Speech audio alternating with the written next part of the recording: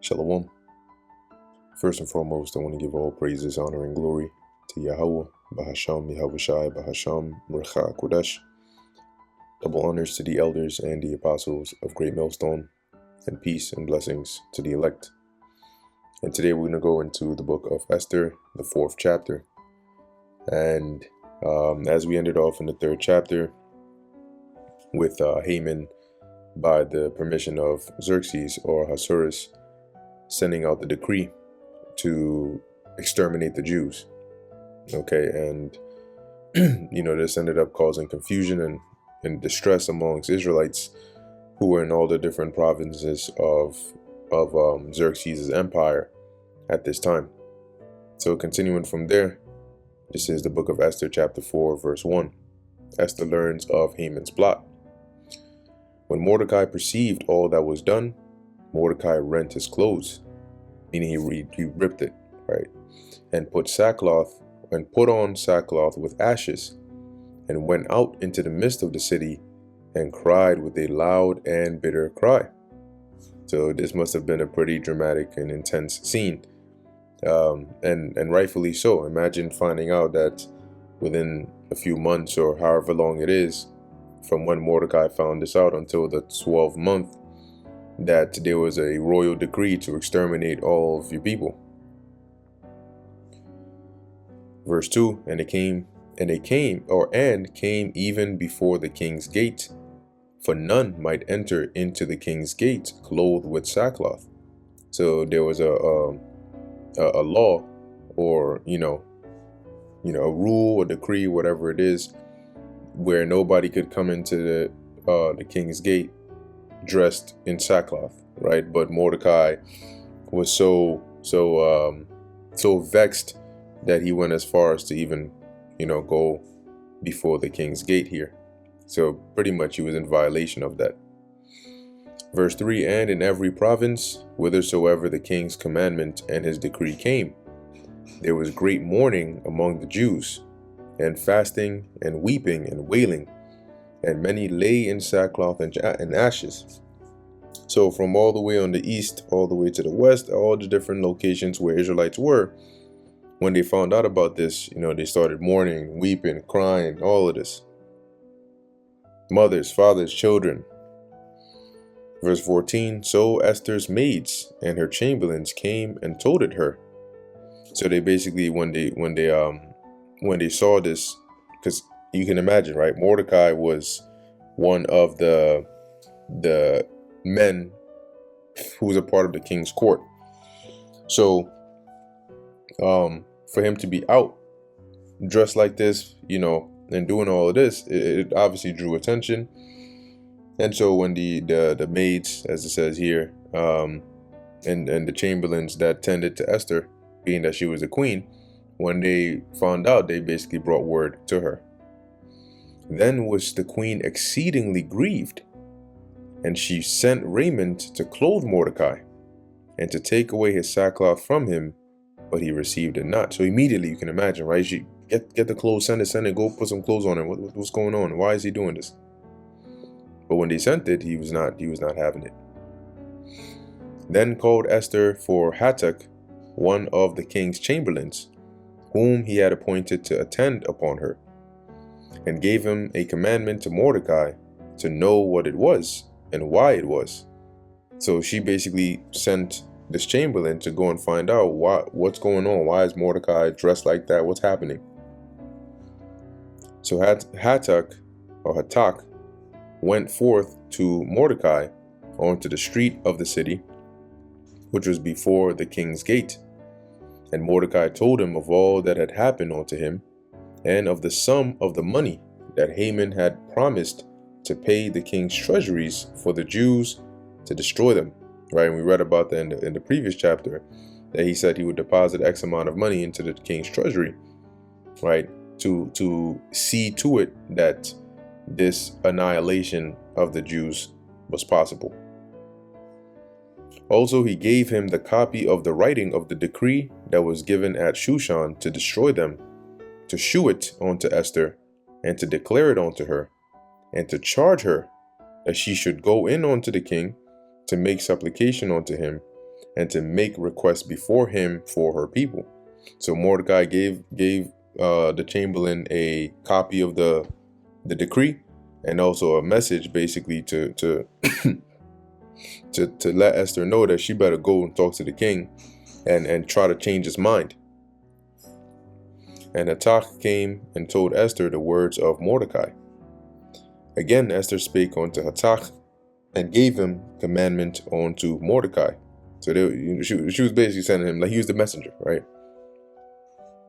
All the king's servants and the people of the king's provinces do know that whosoever, whether man or woman, shall come unto the king into the inner court, who is not called, there is one law of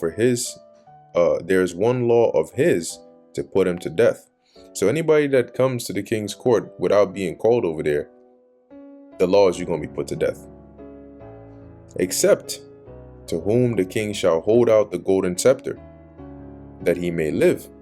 See, so if you walk up in there and the king, the king doesn't lift up his scepter, you're going to be put to death. End of story. But I have not been called to come in unto the king these 30 days. So she's saying, look, that's like a capital punishment right there.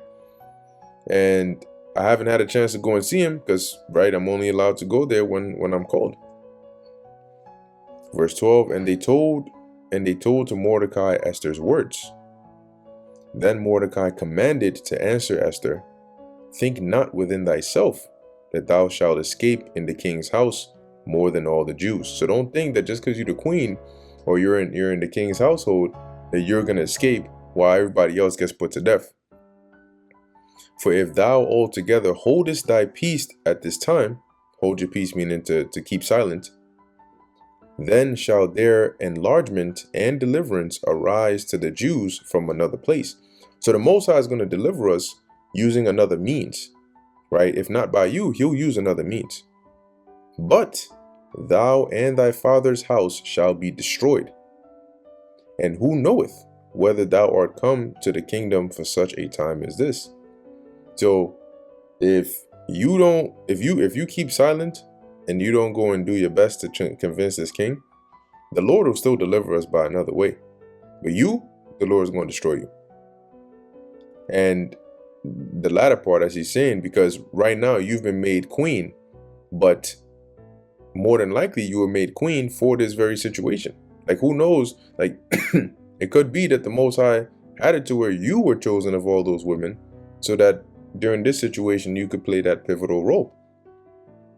And remember, in the beginning, this was a dream that Mordecai had, right? He had a dream about this, about the little river becoming a mighty, body of water, and that being Esther.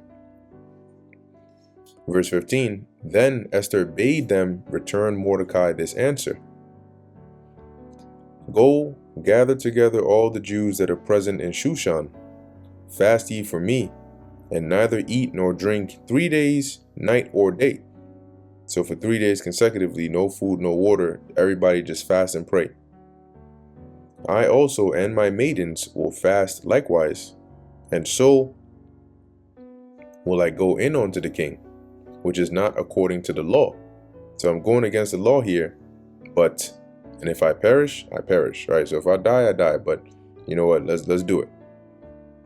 So Mordecai went his way and did according to all that Esther had commanded him. And that ends the book of Esther, the 4th chapter. However, now we're going to go into the additions of Esther, because now in there we can read about the detail of what the prayer was, right? What did Mordecai pray for? What did Esther actually pray for?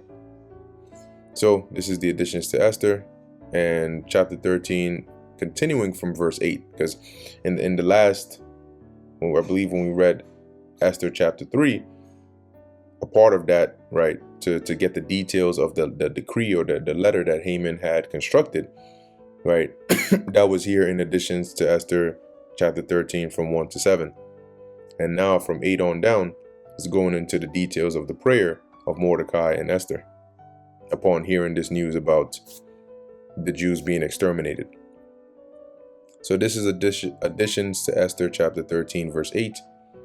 Then Mordecai thought upon all the works of the Lord, and made his prayer unto him, saying, O Lord, Lord, the King Almighty, for the whole world is in thy power.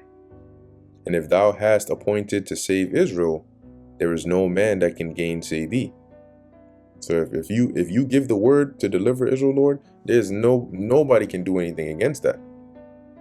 For thou hast made heaven and earth, and all the wondrous things under the earth, or under the heaven. Thou art Lord of all things, and there is no man that can resist thee. Thou art the Lord. Thou knowest all things, and thou knowest, Lord, that it was neither in contempt nor pride, nor for any desire of glory, that I did not bow down to proud Ammon. So remember, technically this all started because Mordecai didn't want to bow to Haman, and Haman, being furious, came up with this plan, and now boom. So in his prayer, as Mordecai is making supplication to the Lord, he's mentioning that, Lord, you know, right? You know that me not bowing to Haman wasn't because, I was seeking any glory, or I was trying to look like this tough guy, right? It wasn't because of contempt. Verse 13, for I could have been content with goodwill for the salvation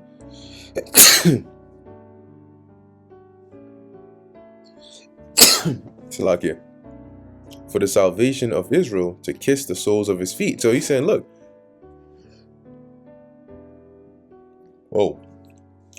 anyway, so Mordecai in his prayer is saying, Lord, if it was a matter of, Israel's deliverance, I would have been okay with even kissing the bottom of Haman's feet. Okay. Verse 14, but I did this that I might not prefer the glory of man above the glory of God. Neither will I worship any but thee, O God, neither will I do it in pride. And now, O Lord God and King, spare thy people, for their eyes are upon us to bring us to naught. Right? That's Haman and his allies. They were trying to exterminate Israel. Yea, they desired to destroy the inheritance that has been thine from the beginning. Despise, and that's Israel. Despise not the portion which thou hast delivered out of Egypt for thine own self. Hear my prayer and be merciful unto thine inheritance. Turn our sorrow into joy. Now, pay very close attention to this, because this is exactly what the Lord ended up doing.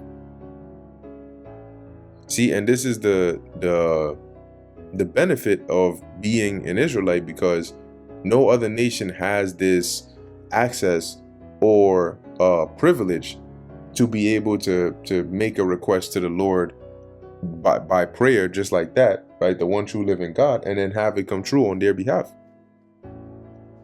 So really, just even being born an Israelite, you win. But we all know it doesn't stop there. So it says here, right? Turn our sorrow into joy, that we may live, O Lord, and praise thy name, and destroy not the mouths of them that praise thee, O Lord. Yeah, because if the Lord allowed them to exterminate Israel, then who would be the ones, as Mordecai is making his claim here, who would praise you? Verse 18, all Israel in like manner cried most earnestly unto the Lord, because their death was before their eyes. So you can imagine all the Israelites in the different provinces, the different areas, all praying and crying to the Lord. And you know what happened, right? In the future, right? The future of this, last time that happened when Heliodorus came to rob the temple. What ended up happening? Israel cried unto the Lord, and Heliodorus got a divine ass beating. All right. And now continuing right into the 14th chapter, because now this is going to go into Esther's prayer. Queen Esther also, being in fear of death, resorted unto the Lord, and laid away her glorious apparel, and put on the garments of anguish and mourning. And instead of precious ointments, she covered her head with ashes and dung. Yeah, that is dung. Feces, dung. All right. But more than likely, as a matter of fact, let's look this up. What kind of dung did ancient Israelites cast upon their head.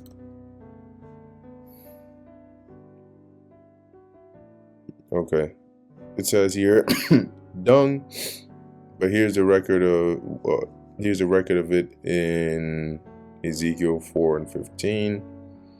It says, spoken exclusively of animals such as the cow or camel.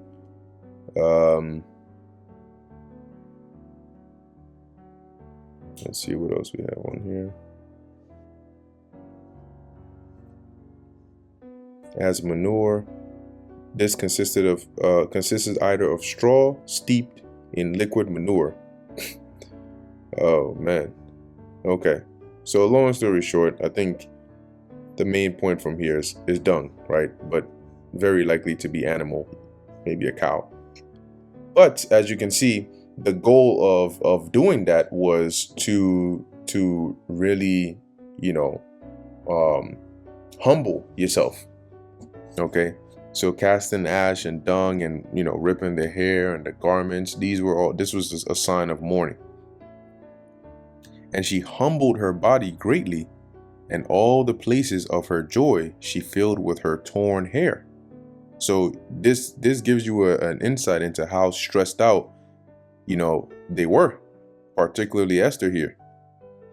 And she prayed unto the Lord God of Israel, saying, O my Lord, thou only art our king. Help me, desolate woman, which have no helper but thee, for my danger is in mine hand. Now, what's interesting is, unfortunately, right, today, imagine how many women today in this stead would have actually done that, instead of actually trying to find a way to save their own lives.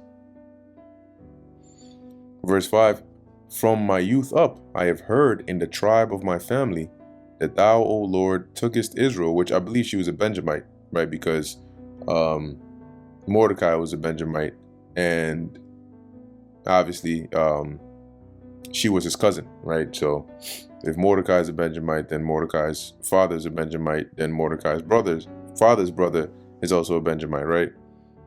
Anyway, scriptures don't mention them being in-laws. So it says here, tookest Israel from among all people, and our fathers from all their predecessors, for a perpetual inheritance. And thou hast performed whatsoever thou didst promise them. And now if you notice in their prayers, they are calling to remembrance the things the Lord has done to help further their supplication. They're not just saying things, right? They're saying, Lord, well, you said this, you did this. Like if you allow this to happen, then what's going to happen to this? So these are all things, and they're appealing to the Lord, not necessarily just their interests, but the Lord's as well. Like Mordecai said, if you let them destroy us, who's going to praise you? Right? As Esther is recalling to the Lord, well, you chose us to be your people. And then all of a sudden now, I mean, yeah, we went off, but are you just going to let us be destroyed? Verse 6, and now we have sinned before thee, therefore hast thou given us into the hands of our enemies. See, because when you are angry, right, even as a man, when you are angry at someone, and in that moment of anger, it's easy to forget, especially if this is somebody that's like close to you, a loved one or somebody you care about. Sometimes it's easy to forget what your normal state of emotion towards them is, which is like caring, because right now you're pretty angry. But in that moment, if you have what's the word I'm looking for? Not a realization, but a remembrance of who this person is and how much you actually care for them.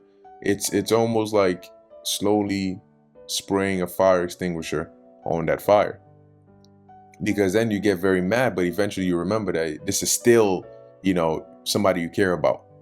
So calm down a bit, because then you start to remember, right? Okay, this is somebody you care about that depends on you. What's going to happen if you hurt them, right? Or where else are they going to go? Like you start to remember these things, and you're like, all right, let me calm down. So that's what they're doing here. Verse 6, and now we have sinned before thee, therefore hast thou given us into the hands of our enemies, because we worshipped their gods. O Lord, thou art righteous. Nevertheless, it satisfieth them not that we are in bitter captivity. So us already being under them is not good enough. But they have stricken hands with their idols. So they've basically stricken hands, meaning they've formed alliances. They're in agreement with their with their idols. That they will abolish the thing that thou hast with thy mouth, or that they will abolish the thing that thou with thy mouth hast ordained, and destroy thine inheritance, and stop the mouth of them that praise thee, by killing them, and quench the glory of thine house, or of thy house, and of thine altar.